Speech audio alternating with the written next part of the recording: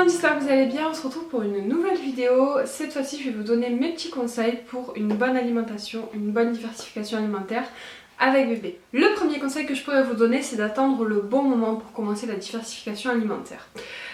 Pourquoi je vous dis ça? Parce que j'ai déjà entendu, voilà, ah ouais, il a 6 mois, il est temps de commencer à le faire manger et tout ça. Alors, en règle générale, les enfants commencent aux alentours des 6 mois, un peu avant, un peu après, mais c'est très variable. Il y a des enfants qui peuvent commencer beaucoup plus tôt parce qu'ils ont un problème par exemple avec le lactose ou des choses comme ça, et il y a des enfants qui vont commencer beaucoup plus tard. Il faut vraiment écouter son enfant, voir, enfin on le voit, enfin moi je sais que j'ai vu en tout cas quand mon fils voilà, était pressé de manger, donc j'ai pas attendu trop longtemps, j'ai vite tenté. Pour vous donner des idées, ma fille elle a commencé à manger de la soupe, elle avait 3 mois, et mon fils par contre j'ai attendu un petit peu plus tard, il avait 5 mois. Bon, tous les deux, les débuts en tout cas se sont super bien passés, mais voilà, je voulais surtout vous dire voilà, qu'il n'y avait pas de moment, voilà, il faut le sentir, il faut voilà, voir si son enfant est prêt à passer voilà, du lait maternel à l'alimentation classique, entre parenthèses. Et voilà, ça peut être beaucoup plus tard pour d'autres enfants. C'est pas à la fin du monde si voilà, l'enfant commence à manger, qu'il a 9-10 mois, c'est pas très grave. Voilà, donc ça c'est la première chose. Le deuxième conseil que je pourrais vous donner, c'est de privilégier la nourriture faite maison. C'est assez évident, mais moi pour en avoir fait l'expérience, il y a vraiment une grande différence entre les deux. Pour ma fille, je ne lui faisais pas de manger maison. Me demandez pas pourquoi, j'en sais rien, je lui donnais que des petits pots.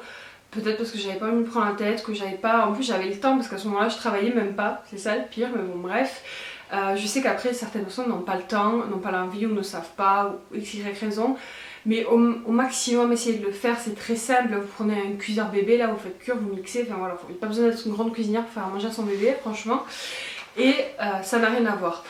Déjà par rapport au goût, les enfants vont manger des petits pots, bon déjà il y en a qui n'aiment pas les petits pots en général, ça peut arriver, mais moi ça n'a pas été le souci, mais on va dire que le goût du petit pot n'a rien à voir avec le goût, enfin pas souvent en tout cas, le goût du vrai aliment quoi, un petit pot de carottes, ça n'a pas forcément le goût de la carotte, de la vraie carotte, de la bonne carotte quoi. Donc voilà, déjà par rapport au goût, ça leur fait vraiment plus découvrir voilà, les fruits, les légumes, la viande, enfin voilà, c'est plus intéressant je trouve, et ça leur donne encore plus envie en fait de découvrir la nourriture parce que c'est meilleur, et voilà. Puis en dehors aussi du fait que voilà, par rapport à la composition et tout ça, c'est toujours mieux de la nourriture maison, même si vous avez de super petits pots bio maintenant qui sont plutôt pas mal.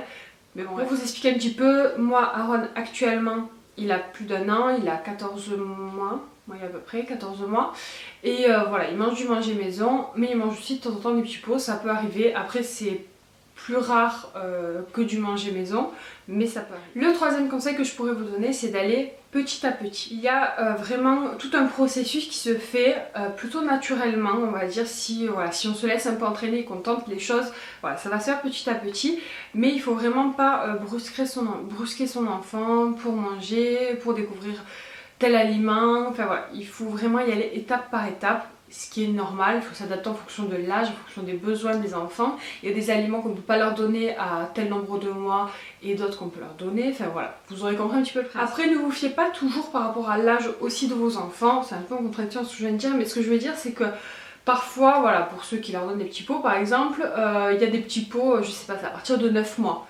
C'est pas parce que votre enfant, c'est pas parce qu'il y a marqué 9 mois que votre enfant de 6 mois ne peut pas le manger forcément. Enfin, voilà, après ça dépend des enfants, ça dépend du pot en lui-même évidemment, mais par exemple, pour donner un exemple, moi on m'avait dit ouais s'il a pas de dents, il peut pas voilà, mâchouiller et tout ça.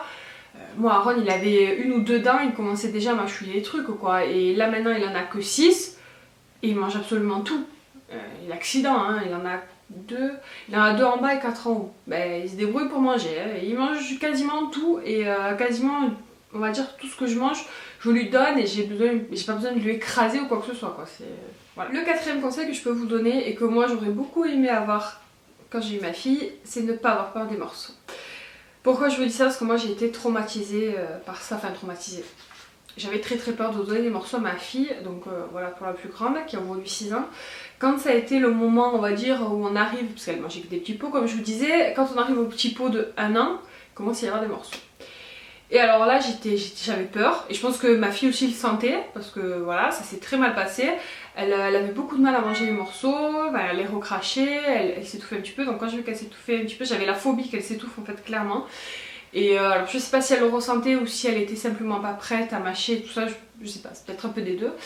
Mais du coup ça a été très compliqué, elle a mangé des morceaux, enfin très tard. Plus tard peut-être que d'autres enfants en tout cas. Il me semble qu'elle a commencé à manger des morceaux, elle devait avoir 1 an et demi.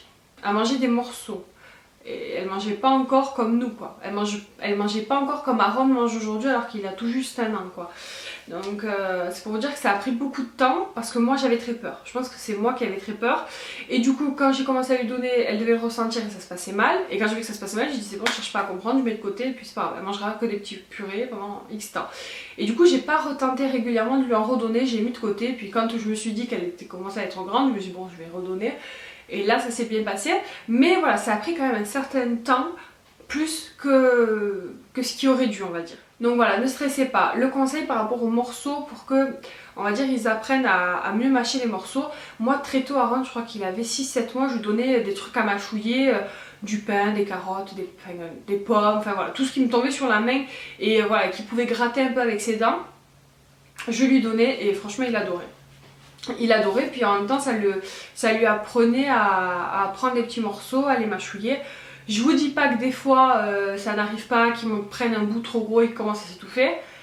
Alors c'est toujours très stressant hein, en tant que parent, mais voilà, il faut essayer de pas paniquer. Voilà, vous allez vous le calmer, soit il arrive à le mâcher ou à le recracher, sinon vous allez vous lui enlever tout simplement de la bouche pour éviter qu'il s'étouffe. Mais voilà, je sais que c'est très stressant. Mais le fait est de lui donner des choses, on va dire, à mâchouiller, ça aide vraiment pour après l'apprentissage et le passage au morceau. En tout cas, moi, ça fonctionne avec Aaron, donc je peux que vous le conseiller. Le 5e conseil que je vais vous donner, c'est d'arrêter de se prendre la tête. Oui, parce que en tant que parent, on va se prendre la tête sur plein de choses, surtout par rapport à l'alimentation des enfants. Soit en se disant, il a pas fini son assiette, il a pas assez mangé, il va être fatigué, il va pas être bien, il faut qu'il mange toute son assiette. Ou en se disant bah ça il le mange pas, ça il le mangeait maintenant il le mange plus, qu'est-ce qu'il y a, pourquoi il aime plus, si il faut que tu regoutes et si mais. Un enfant s'il veut pas finir son assiette c'est pas la fin du monde. S'il veut pas manger d'un truc c'est pas grave, il faut réessayer plus tard. Plus vous allez pousser un enfant à vouloir finir son assiette, à vouloir absolument qu'il goûte un truc, vous allez le braquer, ça sert à rien. Je pense que bon, c'est assez évident pour tout le monde, mais bon voilà, il faut pas assister à un enfant s'il veut pas, il veut pas. Il faut réessayer, il faut le reposer soit un peu plus tard dans la journée, soit un autre jour. Et c'est pas la fin du monde. Combien de fois c'est arrivé que ma fille, voilà, elle aimait un truc, la semaine d'après elle aimait plus. Bon, c'est pas grave, hein, on va chercher autre chose. Hein. Et puis après, elle aurait aimé. Donc voilà, il faut éviter de se prendre la tête. Plus on se prend la tête, plus c'est frustrant pour les parents et plus c'est frustrant pour les enfants. Le 6e conseil que je vais vous donner et qui est le plus difficile pour moi encore au jour d'aujourd'hui, c'est le laisser prendre les commandes. J'entends par là, une fois qu'il commence à manger normalement, aux alentours de 1 an, peut-être un petit peu avant, moi je crois qu'il avait 10-11 mois, il commençait, je lui ai donné des couverts, une cuillère, une fourchette, pour qu'il apprenne à manger tout seul. Je vous parle de là, je vous parle d'Aaron, je vais vous parler après de Kayla pour que vous voyez un petit peu la comparaison. Donc Aaron, je lui ai donné des couverts et en même temps je le faisais manger. Donc au début j'accompagnais son mouvement avec ma main, je l'aidais voilà, pour lui montrer le mouvement de base et après il a réussi à faire le mouvement tout seul. Je ne vous dis pas qu'il m'en a pas foutu partout, mais voilà, c'est pour ça que je vous dis c'est très compliqué pour moi parce que moi qui aime bien voilà, que ça soit propre et tout ça, quand un enfant mange et quand il apprend à manger, il faut se faire une raison, il faudra nettoyer après. Et voilà, du coup maintenant je ne lui accompagne plus au mouvement, hein. Je l'ai fait un temps au tout début, puis après il a vite compris le truc, surtout qu'il adore manger donc ça aide je pense.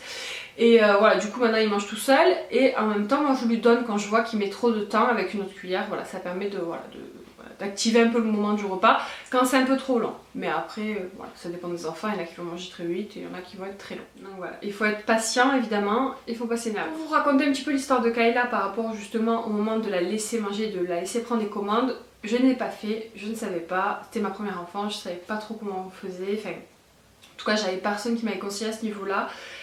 Et du coup je lui ai jamais donné les couverts pour qu'elle mange toute seule. Jamais. Jamais jusqu'à ce qu'elle ait l'âge de me le demander, donc elle devait avoir facilement 2 ans, je pense, des choses comme ça. Et puis en même temps j'étais traumatisée par le fait qu'elle se salisse et tout ça, donc j'avais pas spécialement envie de lui donner pour qu'elle mange toute seule et qu'elle m'en foute partout. Donc voilà, donc Kayla a mangé très tard toute seule, je crois qu'elle devait avoir 2 ans facilement, facile 2 ans, peut-être même plus, je sais pas, faudrait que je regarde dans des vidéos et dans des photos pour voir, mais elle a mis très longtemps à manger toute seule vraiment. Au tout début quand elle était petite, si, elle a mangé quelques cuillères comme ça parce que c'était des pâtes que c'était facile à manger et que je l'avais laissé. Mais je ne lui laissais pas tout le temps, je ne lui laissais pas à chaque repas. Et le truc qu'il faut faire, c'est que justement il faut que voilà, qu'ils aient l'habitude à chaque repas de prendre leur fourchette et de manger. Et moi j'ai dû le faire une fois de temps en temps quand j'avais un truc qui la salissait pas pour la laisser manger.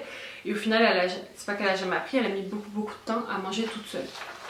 Et voilà, c'était entièrement de ma faute pour le coup parce que je ne l'avais pas laissé faire. Le 7e conseil que je pourrais vous donner et qui est le plus important, c'est de prendre du plaisir au moment du repas de bébé.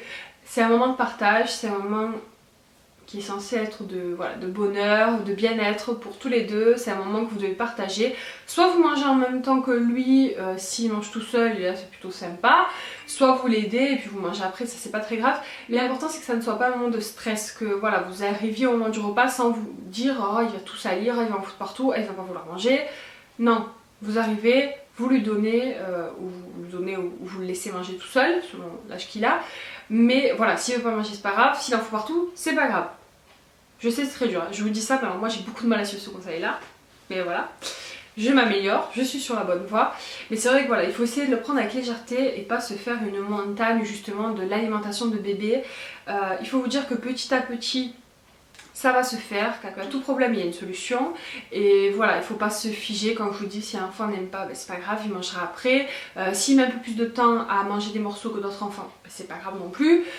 Au final, il mangera de toute manière et c'est ça le plus important. Donc je pense avoir fait le tour un petit peu au niveau de mes conseils pour l'alimentation. Donc voilà, j'espère que mes conseils vous seront utiles. Moi en tout cas, ça m'aurait bien aidé d'avoir cette vidéo là quand j'ai eu ma première fille. Mais bon, c'est pas grave, hein.